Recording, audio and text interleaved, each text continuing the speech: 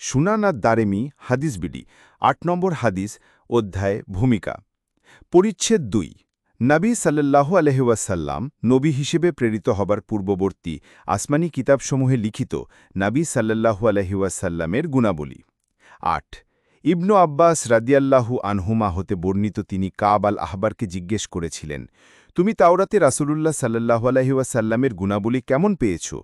কাব রাহিমাহুল্লাহ বলেন, আমরা তাওরাতে পেয়েছি যে মোহাম্মদ ইবনু আবদুল্লাহ সাল্লাল্লাহু আলাইহি ওয়াসাল্লাম মক্কায় জন্মগ্রহণ করবেন, তবাহ বা মদিনায় হিজরত করবেন, আর তার রাজ্য শাম পর্যন্ত বিস্তৃত হবে। আর অশ্লীলতার সাথে তার কোনো সম্পর্ক থাকবে না। তিনি হাটে বাজারে শোরগোলকারীও হবেন না। তিনি মন্দ আচরণের প্রতিদানে মন্দ আচরণ করবেন না, বরং তিনি ক্ষমাও মার্জনা করবেন।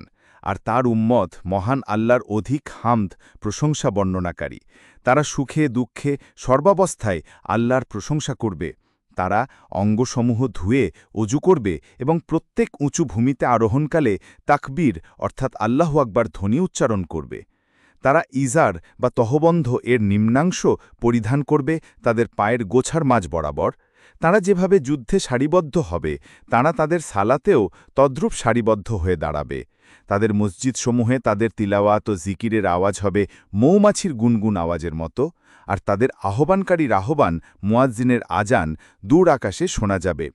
হাদিসের মান সাহিহ।